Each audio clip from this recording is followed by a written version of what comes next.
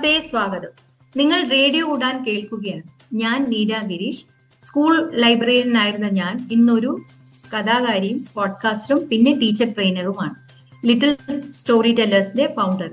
കുട്ടികൾ, യുവാക്കൾ, സ്വയമേ ഉള്ള സ്പെക്ട്രം ഡിസോർഡർ, മറ്റ് നാഡീ വൈവിധ്യ അവസ്ഥകൾ, വൈകല്യമുള്ള വ്യക്തികൾ എന്നിവയുമായി ജീവിക്കുന്ന കുടുംബങ്ങളെ പിന്തുണയ്ക്കുന്നതിൽ സമൂഹങ്ങൾ വഹിക്കുന്ന സുപ്രധാന പങ്കിനെ കുറിച്ചുള്ള അവബോധം സൃഷ്ടിക്കാൻ പ്രതിജ്ഞാബദ്ധരായി സ്പെക്ട്രം അവബോധ പദ്ധതി. മൾട്ടിലിംഗ്വൽ ഭാരത് 4.0 സഹयोग से निर्माण एक सकारात्मक समाज का യുടെ ഭാഗമായി ഈ സംഭാഷണം നിങ്ങളിലേക്ക് കൊണ്ടുവരുന്ന ഈ വർഷത്തെ ഞങ്ങളുടെ തീം എല്ലാവർക്കും സുരക്ഷിതമായ സാമൂഹിക ഇടങ്ങൾ സൃഷ്ടിക്കുക എന്നത് ഈ പ്രതിജ്ഞാബദ്ധതയെ പ്രതിഫലിക്കുന്നു. ഉൾപ്പെടുത്തൽ കുടുംബങ്ങളുടെയോ പ്രൊഫഷണലുകളുടെയോ മാത്രം ഉത്തരവാദിത്തമല്ലെന്ന് ഞങ്ങൾ ഉറച്ചു വിശ്വസിക്കുന്നു. വ്യക്തികൾക്ക് ബഹുമാനവും പിന്തുണയും സ്വീകാര്യതയും അനുഭവപ്പെടുന്ന അന്തരീക്ഷം രൂപപ്പെടുത്തുന്നതിൽ സമൂഹങ്ങൾ നിർണായക പങ്ക് വഹിക്കുന്നു. ഞങ്ങളുടെ ഓൺലൈൻ റേഡിയോ പങ്കാളിയായ റേഡിയോ ഉഡാനുമായി സഹകരിക്കുന്നതിൽ ഞങ്ങൾ നന്ദിയുള്ളവരാണ്. ബഹുഭാഷാ ഭാരതത്തിന്റെ നാലാം പതിപ്പ് അഭിമാനത്തോടെ ആഘോഷിക്കുന്ന ഈ സഹകരണം പ്രദേശങ്ങളിലും ഭാഷകളിലുള്ള വൈവിധ്യമാർന്ന ശബ്ദങ്ങൾ വർദ്ധിപ്പിക്കും. ഉൾപ്പെടുത്തലിനെയും അവബോധത്തെയും കുറിച്ചുള്ള സംഭാഷണങ്ങൾ കൂടുതൽ പ്രേക്ഷകരിലേക്ക് എത്തിക്കാനും ഞങ്ങൾ പ്രാപ്തരാകുന്നു.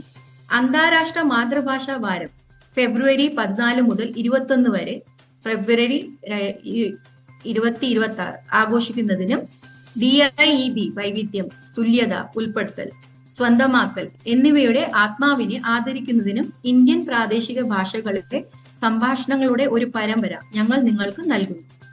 ഈ സംഭാഷണങ്ങളിലൂടെ ദൈനംദിന മനോഭാവങ്ങൾ, പെരുമാറ്റ രീതികൾ, സാമൂഹിക സംവിധാനങ്ങൾ എന്നിവ എങ്ങനെ കൂടുതൽ കൊള്ളുന്നതും പിന്തുണയ്ക്കുന്നതുമായി മാറുമെന്ന് ചിന്തിക്കാൻ ഞങ്ങൾ ലക്ഷ്യമിടുന്നു. ഇന്ത്യ വൈവിധ്യത്തിൽ ഏകത്വത്തിന്റെ നാടാണ്. നിരവധി സംസ്കാരങ്ങളുടെയും സമൂഹങ്ങളുടെയും മാതൃഭാഷയുടെയും ആവാസ് കേന്ദ്രം. എന്നാൽ ഒരു പൊതു ഐക്യത്തിന്റെ ആത്മാവിനാൽ ബന്ധിതമാണ്. 2026 അന്താരാഷ്ട്ര മാതൃഭാഷാ ദിനത്തിന്റെ ഭാഗമായി ഇന്ത്യയുടെ സമ്പന്നമായ ഭാഷാ വൈവിധ്യത്തെയും നമ്മുടെ സമൂഹങ്ങളെ രൂപപ്പെടുത്തുന്ന ശബ്ദങ്ങളെയും ആഘോഷിക്കുന്ന ഒരു ആഴ്ച നീണ്ടു നിൽക്കുന്ന സംഭാഷണ പരമ്പര ഞങ്ങൾ അവതരിപ്പിക്കുന്നു. ഇന്നത്തെ നമ്മുടെ അതിഥിയായി എത്തിയിരിക്കുന്നത് നമ്മളെ കൂടെ അവരുടെ അനുഭവങ്ങളും പങ്കിടുന്നത് സുചിത്ര നാരായൺ മാം ആണ്. മാം, ഒരുപാട് നന്ദി ഈ ഒരു സീരീസിൽ ഞങ്ങളുടെ കൂടെ ചേർന്നതിന്. നമസ്കാരം. ഉൾപ്പെടുത്തിയതിലും എന്റെ അനുഭവങ്ങൾ പങ്കുവെക്കാനുള്ള ഒരു അവസരം തന്നതിലും വളരെ വളരെ നന്ദി. എന്നെ ഒന്ന് പരിചയപ്പെടുത്താനായിട്ട്, ഞാൻ ഒരു പേരന്റ് ആണ്. എന്ന് വെച്ചാൽ എനിക്കും വൈകല്യമുള്ള ഒരു മകളുണ്ട്. മുതിർന്ന ആളാണ്. സാധാരണ സ്കൂളിൽ പഠിക്കുകയും കോളേജിലൊക്കെ പോകാൻ സാധിച്ചതും അവർക്ക് കിട്ടിയ വളരെ ഇന്റൻസ്, വളരെ പ്രാധാന്യമുള്ള ചെറുപ്രായത്തില് അവർക്ക് കിട്ടിയ ട്രെയിനിങ് കാരണമാണ് അത് സാധിച്ചത്. അപ്പൊ അതുപോലെ എനിക്ക് ബാക്കിയുള്ള മാതാപിതാക്കളെയും സഹായിക്കാനും അവർക്കൊരു മാർഗദർശനം നൽകാൻ ആയിട്ടാണ് ഞാൻ കഴിഞ്ഞ 10-40 വർഷമായിട്ട് പ്രവർത്തിക്കുന്നത്. അതോടുകൂടി ഞാൻ ടീച്ചർ ട്രെയിനിങ് സാധാരണ സ്കൂളിലും സ്പെഷ്യൽ സ്കൂളിലും ചെയ്യുന്നുണ്ട്. ഞാൻ ട്രെയിനിങ് എടുത്തതാണ് സ്പെഷ്യൽ എഡ്യൂക്കേഷനില്. ഞാൻ തെറപ്പിസ്റ്റ്, ഡോക്ടേഴ്സ് എന്നിവരുമായിട്ടൊക്കെ കൂടിച്ചേർന്ന്, എന്ന് വെച്ചാൽ എല്ലാവരും കൂടി ഒരുമിച്ച് പ്രവർത്തിച്ചാലേ ഒരു കുട്ടിയുടെ വളർച്ചയ്ക്ക് നമുക്ക് ചെയ്യാൻ സാധിക്കുള്ളൂ. അപ്പൊ അതുപോലെ അത് മാത്രമല്ലാതെ നമുക്കിപ്പോ നിയമങ്ങളുണ്ട്. ആ നിയമങ്ങൾ മനസ്സിലാക്കി കൊടുക്കുക. അപ്പൊ അതിനുവേണ്ടി നിയമങ്ങളെ പറ്റിയിട്ടുള്ള ബോധവൽക്കരണം മാതാപിതാക്കൾക്ക് കൊടുക്കാനും അവരെ അതിനു വേണ്ടിയിട്ടുള്ള ലോയേഴ്സ് ആയിട്ട് അവർക്ക് അവരെ കണക്ട് ചെയ്യാനായിട്ടും ഒക്കെ ശ്രമിക്കുന്നുണ്ട്. നിയമപരമായിട്ട് കൂടി ഇതിലെ മുമ്പോട്ട് പോകാൻ, എന്ന് വെച്ചാൽ ഇവർക്ക് അവകാശങ്ങളുണ്ട്. അത് നേരത്തെ പറഞ്ഞ മാതിരി അവരെ ഉൾക്കൊള്ളണം സമുദായത്തില്. അതിനു വേണ്ടിയിട്ടുള്ള ശ്രമമാണ് കഴിഞ്ഞ 40-ലധികം വർഷമായിട്ട് ചെയ്യുന്നത്. അപ്പം കേൾക്കുന്ന നമ്മുടെ ശ്രോതാക്കൾക്ക് സുചിത്ര മാമിനെ കുറിച്ച് മാം എന്താണ് ചെയ്യുന്നതെന്നുള്ളത് ഇപ്പോ ഒരു ഏകദേശം ഒരു ഉദ്ദേശം കിട്ടിക്കാണും. അപ്പൊ ആദ്യത്തെ ചോദ്യം, സുരക്ഷിതമായ ഒരു അന്തരീക്ഷം, ഈ വാക്കിന്റെ അർത്ഥം എന്താണ്?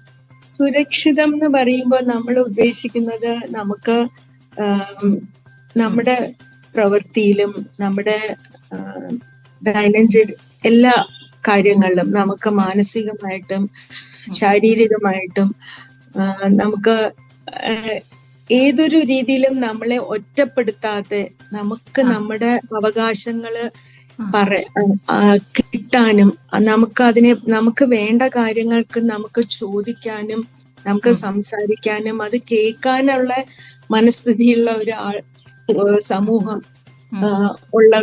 അങ്ങനെ ഒരു കാഴ്ചപ്പാടാണ് നമ്മൾ ഉദ്ദേശിക്കുന്നത്. സാധാരണ സുരക്ഷിതം എന്ന് നമ്മൾ പറയുമ്പോൾ എല്ലാവരും വിചാരിക്കും ശാരീരികമായിട്ടും ലൈംഗികമായിട്ടും അല്ലെങ്കിൽ മാനസികമായിട്ടും.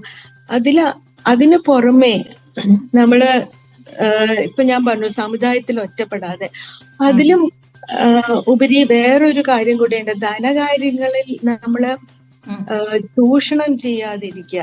എന്നുവെച്ചാൽ സാധാരണ വൈകല്യമുള്ളവരെ ചൂഷണം ചെയ്യുന്നത് വളരെ പ്രായമായിട്ടുള്ളവരെ ആണെങ്കിലും വൈകല്യമുള്ളവരെയൊക്കെ ആണെങ്കിലും ചൂഷണം ചെയ്യുന്ന ഒരു സംഭവം ഇപ്പൊ കൂടുതലായിട്ടും കാണുന്നുണ്ട്.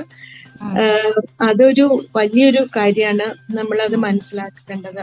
അപ്പൊ ഇതെല്ലാം ഉൾക്കൊള്ളുന്ന ഒരു കാര്യമാണ് സുരക്ഷിതമായിട്ടൊരു സ്ഥലം, ഒരു അന്തരീക്ഷം, അല്ലെങ്കിൽ അങ്ങനെ ഒരു അനുഭവം നമ്മൾ പറയാൻ സാധിക്കുന്നത്. അപ്പം ഇപ്പം നമ്മൾ പറയുകയാണെങ്കിൽ ഇപ്പം ഏതൊക്കെ ചുറ്റുപാടിലാണ് ഒരു കുടുംബത്തിന് അല്ലെങ്കിൽ ഒരാൾക്ക് തെറപ്പിസ്റ്റിന്റെ ആവശ്യം വരുന്നത്? സാധാരണ വൈകല്യമുള്ള കുട്ടികൾ എന്ന് വെച്ചാൽ ശാരീരിക വൈകല്യം ഉള്ളപ്പോഴത്തേക്കും നമ്മള് ഒരു തെറപ്പിസ്റ്റിനെ ചെന്ന് കാണുകയും അവരുടെ സഹായം എടുക്കുകയും ചെയ്യുന്നുണ്ട്. അതേപോലെ തന്നെ ഇപ്പൊ മാനസികമായിട്ടാണെങ്കിൽ നമ്മളൊരു കൗൺസിലറിനെ ഒക്കെ ആയിട്ടാണ് നമ്മൾ ഇടപെടുന്നത്. പല സമയത്തും നമ്മൾ ഈ സമുദായത്തിൽ കാണുന്നത് ഈ തെറപ്പിസ്റ്റിന്റെ അടുത്ത് പോകുമ്പോൾ ശാരീരികമായിട്ടുള്ള വൈകല്യങ്ങളുള്ള കുട്ടികളെ തെറപ്പിസ്റ്റിന്റെ അടുത്ത് പോകുമ്പോൾ ഒരു മുറിയിൽ അടച്ചു പൂട്ടി അവര് മാതാപിതാക്കളുടെ നിന്ന് ഒറ്റപ്പെടുത്തുക ചെയ്യുന്നത്. അപ്പം അങ്ങനെ ഒരു സിറ്റുവേഷൻ വരുമ്പം അവർക്ക് സുരക്ഷിതമുണ്ടോ, അവർക്ക് സുരക്ഷിതരാണോ എന്നൊക്കെ ഒരു സംശയം വരുത്തുന്ന ഒരു കാര്യം നമ്മൾ ആലോചിക്കേണ്ടതാണ്. അതിലൊരു അതാണ് എന്ന് വെച്ചാൽ സാധാരണ ഒരു വൈകല്യം ഇപ്പൊ സെർവിൽ പോൾസിയോ അല്ലെങ്കിൽ അല്ലാത്ത വേറെ ഏതെങ്കിലും വൈകല്യം, ഇപ്പം ഓക്യുപേഷണൽ തെറപ്പി ഉണ്ടാകാം, ഓട്ടിസം ഉള്ളത്, അങ്ങനത്തെ ഉള്ള കുട്ടികൾക്കൊക്കെ ചിലപ്പോ ഇത് ആവശ്യമുള്ള ഒരു കാര്യമാണ്. അവർക്ക് ആഴ്ചയിൽ ചിലപ്പം ഒന്നിലധികം പ്രാവശ്യം പോയി ചെയ്യേണ്ട കാര്യമുണ്ട്. അങ്ങനെയുള്ള ഒരു സിറ്റുവേഷനിൽ നമ്മൾ അങ്ങനത്തെ ഒരു സാഹചര്യത്തിൽ നമ്മള് ഏത് രീതിയിലാണ് അവർക്ക് സുരക്ഷിതമായിട്ടുള്ള ഒരു അന്തരീക്ഷം നൽകാൻ സാധിക്കാന്ന് നമ്മൾ ചിന്തിക്കേണ്ടതാണ്. അപ്പൊ നമ്മളിപ്പം തെറപ്പിയുടെ ആവശ്യം പറഞ്ഞു. അപ്പൊ ഇപ്പൊ മാം പറഞ്ഞു, അതായത് ഈ കുട്ടികൾ പോകുമ്പോ ഒരു അടച്ചിട്ട മുറിയില് അവരെ കൊണ്ടുപോകുന്നു. അപ്പൊ അങ്ങനെ ഒരു ചുറ്റുപാട് വരും, അതായത് അമ്മയോ അച്ഛനോ അവിടെ പ്രസൻസ് ഇല്ലാത്ത സമയത്ത് ഒരു തെറപ്പി സെന്ററിൽ ആ കുട്ടി എത്ര സുരക്ഷിതമാണ്? അത് അങ്ങനെ ഒരു ചുറ്റുപാടിൽ കൊണ്ടുവരുന്നത് ശരിയാണോ? അതാ ഞാൻ പറഞ്ഞ നമ്മൾ ചിന്തിക്കുന്ന ഒന്ന് ആലോചിച്ചാൽ മതി. ആരായാലും ഒരു പുതിയൊരു സ്ഥലത്ത് പോകുമ്പോൾ ഒരു അടച്ചിട്ട മുറിയിൽ കയറുമ്പോൾ നമുക്ക് ഭയം ഉണ്ടാവും. ഒരു മുതിർന്ന ആളാണെങ്കിലും നമുക്കൊരു ഭയം തോന്നും. അതൊരു ചെറിയ കുട്ടി ആകുമ്പോഴത്തേക്കും ഭയം എന്നുള്ളത് വളരെ കൂടുതലായിരിക്കും. അപ്പം വൈകല്യമുള്ള ഒരു കുട്ടി ചിലപ്പം കരയും, ഒച്ച എടുക്കും, ചിലപ്പം അവരുടെ കൂടെ അവര് പറയുന്നത് അനുസരിച്ച് ചെയ്യാതെ ഇരിക്കും ചിലപ്പോ. അപ്പൊ അങ്ങനെയുള്ള ഒരു സിറ്റുവേഷനിൽ, അങ്ങനത്തെ ഒരു സാഹചര്യത്തില് അവരെ ചിലപ്പം ബലം പിടിപ്പിച്ച് ചെയ്യിക്കുകയോ ചില സമയത്ത് ചില സാഹചര്യങ്ങളിൽ അടിച്ചു പിച്ചിന്നൊക്കെ കേൾക്കാറുണ്ട്. അപ്പൊ അങ്ങനെയൊക്കെ വരുമ്പം കുട്ടിക്ക് ഭയം കൂടുകയുള്ളൂ. പിന്നെ വേറൊരു കാര്യം എന്ന് വെച്ചാല് ഈ തെറപ്പി എന്ന് പറയുന്നത് നമ്മള് ആഴ്ചയിൽ 1, 2, 3 പ്രാവശ്യം ഒരു അരമണിക്കൂർ, 3/4 മണിക്കൂർ, കൂടിപ്പോയി 1 മണിക്കൂർ, അതിൽ കൂടുതൽ ചെയ്യില്ല. നേരെ മറിച്ച് ഈ തെറപ്പി ചെയ്യുന്നത് എന്തിനാണ്? നമ്മള് നമ്മുടെ ദൈനംദിന കാര്യങ്ങള് നമുക്ക് ശരിയായിട്ട് കൂടുതൽ മെച്ചപ്പെട്ട രീതിയിൽ ചെയ്യാൻ സാധിക്കാം. നടക്കാനാണെങ്കിലും ഒരു സാധനം എടുക്കാനാണെങ്കിലും എഴുതാനാണെങ്കിലും ഇതൊക്കെ ചെയ്യുന്ന നമ്മുടെ കൈയും കാലും ഒക്കെ നമ്മള് കൂടുതൽ അയവ് വരുത്താനും അതിനൊരു ശക്തി കൊടുക്കാനും അതിനൊക്കെയാണ് നമ്മൾ ഈ തെറപ്പി ചെയ്യുന്നത്. അത് ആ റൂമിലിരിക്കുമ്പോ മാത്രമല്ല ആവശ്യമുള്ളത്, നമ്മുടെ ഓരോ ദിവസവും നമ്മുടെ ഓരോ പ്രവൃത്തിയിലും ഇതിന്റെയൊക്കെ ആവശ്യമുണ്ട്. അപ്പൊ അത് ഏത് രീതിയിലാണ് ചെയ്യേണ്ടതെന്ന് അറിയേണ്ടത് ഏറ്റവും ഇമ്പോർട്ടന്റ് ആയിട്ടുള്ളത് മാതാപിതാക്കൾക്കാണ് ആ അറിവ് വേണ്ടത്. അപ്പൊ അവരെ മാറ്റി നിർത്തി കഴിഞ്ഞാൽ അവരെങ്ങനെ അത് മനസ്സിലാക്കും? അപ്പൊ അതൊരു വേറൊരു ഭാഗമാണ്. ഇപ്പൊ 2 കാര്യമുണ്ട്. ഒന്ന്, കുട്ടികളെ ചിലപ്പം അവരെ അടിക്കോ പിടിക്കോ എന്തെങ്കിലുമൊക്കെ ചെയ്യുന്നുണ്ടാവും ചില സമയത്ത് അവര് തെറപ്പിസ്റ്റ് പറയുന്ന കേൾക്കാതിരിക്കുമ്പോ. അതില് അല്ലാതെ ഇപ്പൊ സ്പീച്ച് തെറപ്പി ഉണ്ട്, വേറൊരു ഇത്, അതും വേറൊരു തെറപ്പി ഇതാണ്. സംസാരിക്കാനായിട്ടുള്ള കഴിവ് കൂടുതൽ വർദ്ധിച്ചെടുക്കുക എന്നുള്ളത്. ആ സമയത്തൊക്കെ മാതാപിതാക്കളിൽ 2 പേരോ ഒരാളെങ്കിലും അവിടെ കൂടെ ഉള്ളപ്പം അവർക്കും കാര്യങ്ങൾ മനസ്സിലാക്കി എടുക്കാൻ പറ്റും. അവർക്കും കുട്ടികളെ വീട്ടിൽ ചെന്നാലും അവര് ഓരോ പ്രവൃത്തിയിലും അവരെ കൂടുതൽ അത് മനസ്സിലാക്കി അത് ഏത് രീതിയിലാണ് ചെയ്യേണ്ടതെന്ന് അവർക്ക് സഹായിച്ചു കൊടുക്കാൻ സാധിക്കും കുട്ടികളെ. രണ്ടാമത്, കുട്ടികൾക്ക് ഇങ്ങനത്തെ ഭയമില്ലാത്ത ഒരു രീതിയിൽ ഏതൊരു സ്ഥലത്തും നമ്മൾ ഭയമില്ലാതെ ചെയ്യുന്നതാണ് എല്ലാവർക്കും നല്ലത്, മാനസികമായിട്ടും ഒരു നല്ലത്. അപ്പൊ അതൊരു സുരക്ഷിതമായിട്ടുള്ളൊരു പ്രവൃത്തിയാക്കി മാറ്റാനായിട്ട് നമ്മൾ ശ്രമിക്കണം. അല്ലാതെ ഒഴിച്ചു മാറ്റി നിർത്തുകയല്ല, അതാണ് വേണ്ടത്. അതെ. അപ്പൊ നമ്മളിപ്പം ഈ ഇതിനെ കുറിച്ച് പറഞ്ഞു, അതായത് തെറപ്പി സെന്ററിൽ ആരെങ്കിലും ഒരാൾ, അമ്മയോ അച്ഛനോ ആരെങ്കിലും ഒരാളുണ്ടെങ്കിൽ എല്ലാ ദിവസവും ആ ഒരു ചെയ്യിക്കുന്ന തെറപ്പി നമുക്ക് അത് മുന്നോട്ട് കൊണ്ടുപോകാൻ പറ്റും. ഇപ്പം ചില സാഹചര്യങ്ങളിൽ ഇപ്പൊ അച്ഛനും അമ്മയും 2 പേർക്കും ജോലിയുണ്ട്. അപ്പൊ ഒഴിച്ചുകൂടാൻ ആവാത്ത ഒരു സാഹചര്യത്തിൽ അമ്മയ്ക്കും ജോലിക്ക് പോയേ മതിയാവും. അപ്പൊ അങ്ങനെയുള്ള സാഹചര്യത്തില് നമ്മുടെ ജോലി സ്ഥലം അതിനെ എങ്ങനെ സുരക്ഷിതമാക്കാം? വലിയ കമ്പനികളിലൊക്കെ ചിലയിടത്തൊക്കെ, എല്ലായിടത്തും ഞാൻ പറയുന്നില്ല, ഒരു ക്രഷ് ഫെസിലിറ്റി എന്ന് പറഞ്ഞാൽ കുട്ടികളെ അവിടെ പരിപാലിക്കാനും അവരുടെ കാര്യങ്ങളൊക്കെ നോക്കാനായിട്ടും അവരെ സുരക്ഷിതമായിട്ട് ഇരിക്കാനായിട്ടും അവർക്ക് വേണ്ട രീതിയിലുള്ള കാര്യങ്ങളൊക്കെ ചെയ്തു കൊടുക്കാനായിട്ടുള്ള ഒരു സ്ഥലം ഒരുക്കി കൊടുക്കും. അപ്പൊ അവർക്ക് ഇപ്പൊ മാതാപിതാക്കൾക്ക് ഇടയ്ക്കിടയ്ക്ക് ഒന്ന് വന്ന് നോക്കുക കുട്ടി ഓക്കെ ആണോ, അല്ലെങ്കിൽ അങ്ങനത്തെ ഒരു ശ്രദ്ധിക്കാനായിട്ട് സാധിക്കും. പക്ഷെ അതല്ല, ഇപ്പൊ ചെറിയ സ്ഥാപനങ്ങളിലൊന്നും ചിലപ്പോ അത് ചെയ്തു എന്ന് വരില്ല. അവർക്ക് വേറെ ഒന്നും ചെയ്തു കൊടുക്കാൻ സാധിക്കുന്നത്, ഇപ്പൊ എന്റെ കുട്ടിയെ എനിക്ക് ഇന്ന സമയത്ത് ആഴ്ച 2 പ്രാവശ്യമോ 3 പ്രാവശ്യമോ 1 മണിക്കൂർ നേരത്തേക്ക് ഒരു തെറപ്പിക്ക് കൊണ്ടുപോകണം. അപ്പം ആ സമയത്ത് അതിനൊരു അയവ് വരുത്തി ആ സമയത്ത് ഈ മാതാവിനോ പിതാവിനോ അവിടെ പോയി കുട്ടിയെ കൊണ്ടുപോകാനായിട്ടുള്ളൊരു സാഹചര്യം ഉണ്ടാക്കി കൊടുത്താൽ അവരുടെ ജോലി ഓരോ ദിവസവും ചെയ്യേണ്ട ജോലി ചെയ്തോ ഇല്ലയോ എന്ന് നോക്കിയാൽ മതി. അതിന്റെ ഇടയ്ക്ക് ഒരു ബ്രേക്ക് കൊടുക്കാനായിട്ട് സാധിക്കുകയാണെങ്കിൽ അവർക്ക് അവരുടെ കുട്ടിയുടെ കാര്യവും നോക്കാൻ സാധിക്കും, ജോലിയിലും ഏർപ്പെടാൻ സാധിക്കും. അതെനിക്ക് തോന്നുന്ന ഒരു വലിയൊരു സഹായമായിരിക്കും പേരന്റ്സിന്. അതെ, അത് വളരെ ഒരു ന്യായമായ കാര്യമാണ്. അപ്പം അവരുടെ ജോലിയും ഒരേ സമയത്ത് കൊണ്ടുപോകാൻ പറ്റും, അവരുടെ കുട്ടിയുടെ കാര്യങ്ങളും അവർക്ക് നോക്കാൻ പറ്റും.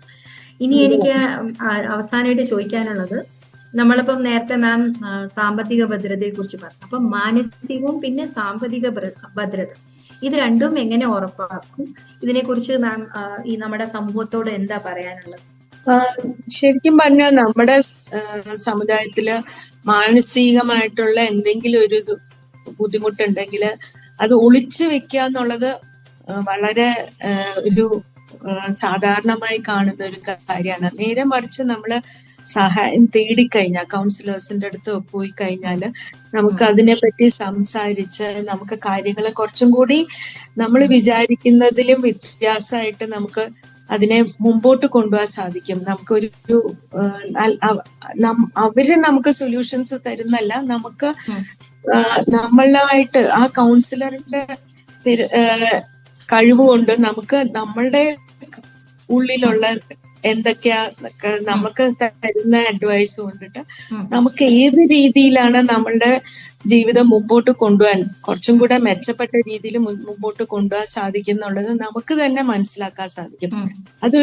നമ്മളൊരു സഹായം തേടുന്നത് കൊണ്ട് നാണക്കേടില്ല, അത് നമ്മൾ മനസ്സിലാക്കേണ്ടതാണ്. അതൊരു കാര്യം. പിന്നെ രണ്ടാമത്തേത് ഇപ്പൊ പൈസയുടെ കാര്യത്തിലും നമ്മുടെ ഒരു സാമ്പത്തികമായിട്ടുള്ള ഒരു ചൂഷണത്തിൽ നിന്ന് ഒഴിവാക്കുക, നമ്മൾ അങ്ങനെ ഒരു സുരക്ഷിതം ആയിട്ടുള്ള ഒരു സാഹചര്യം ഉണ്ടാക്കുക എന്നുള്ളതിന് സാധാരണ കുറച്ച് വൈകല്യങ്ങളൊക്കെ ഉള്ളപ്പോ നമ്മള് പഠിപ്പിച്ചു കൊടുക്കില്ല കുട്ടികളെ പൈസ എങ്ങനെയാണ് കൈമാറേണ്ടതെന്ന്.